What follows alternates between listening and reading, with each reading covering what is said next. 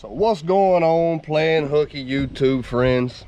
First of all, I want to apologize. I ain't put up a video in a while. Here with this COVID-19 and quarantine stuff going on, it's been crazy. But before we get into cleaning the striper, I want to show you. I got a bubble blade here. How you can sharpen it if you ain't got a sharpener. It works pretty daggone good.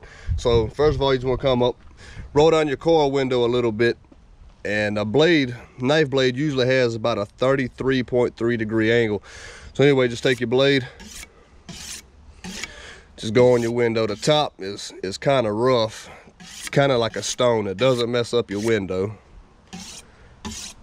And just do it a few times, and you'll be amazed how much that'll do for you. And another thing is, I wanted to get maybe about every video, kind of tell y'all one little fact or whatever, you know, help y'all learn something. So stripers, they swim up river because their eggs got to roll for 36 hours before they hatch. So with stripers, if you live anywhere near a river system or wherever to hatch stripers, a certain time of the year you're going to have more stripers than others because they're going to come from the oceans and go all the way up. That way their eggs, like I said, will roll for 36 hours. So that'll give you a little bit of help. And it's usually this time of year. Cold rivers like here in South Carolina, the Saluda and stuff, they wait till it gets a little bit warmer before they get into that cold water. So the congaree and brod's pretty good right now. I'm gonna throw y'all on my head. Let's get to cleaning this fish and go from there. All right guys, I already did one side. Let me show you right here. First, you want to go into the scales. You don't want to cut against the scales. You're going to dull your knife. So go in right behind this pec fin. And these fish are tough.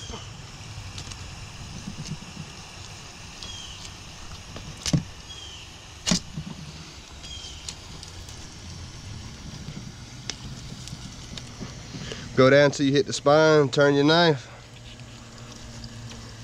You just want to run it all the way down this spine. And turn that off.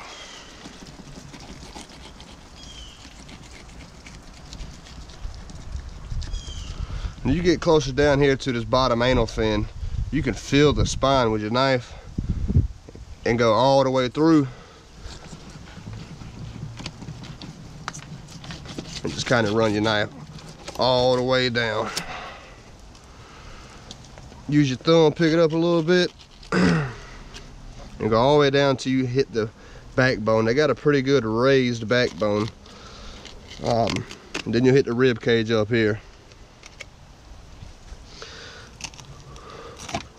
Just keep working it all the way down. And they got a big rib cage, and unless you got a really sharp knife or an electric knife, you really ain't going to go through these ribs. And we'll just turn our fish around and work down the ribs this way.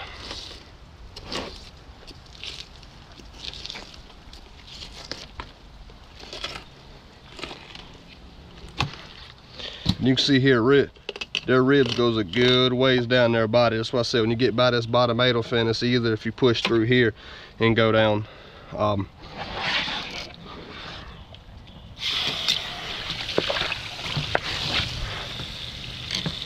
And if you ever ate striper and you didn't like it for some reason, I'm gonna show you probably why, but here with these bigger fillets, I'm gonna make a little incision here and where I can put my finger in there.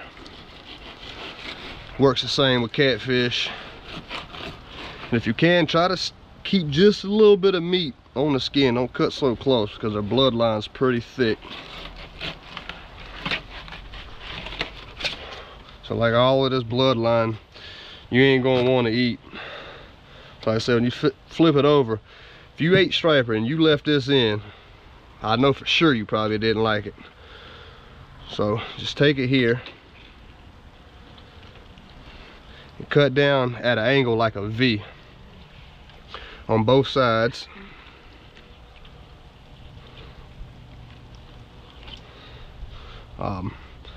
That usually gets most of your bloodline out.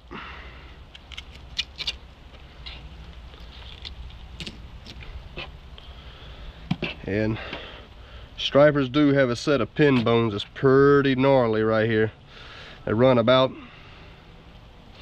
maybe about midway of the fish, somewhere in here. So what you want to do is come on your top proportion. So like these bigger proportions, you know, that's 2 inches thick of a fish. So I like to cut at an angle like this. Cut it down to about all the way through.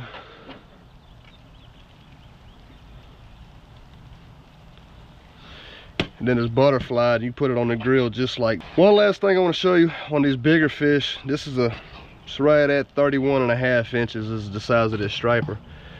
But I'll cut all of that up later. One thing I want to show you with these bigger fish, usually 28 inches or bigger. Right here they got a pretty pronounced cheek. So you can get your knife in there. The smaller ones usually can't get nothing. And this is basically like red fish too. I think it's going to be your best part of your fish myself.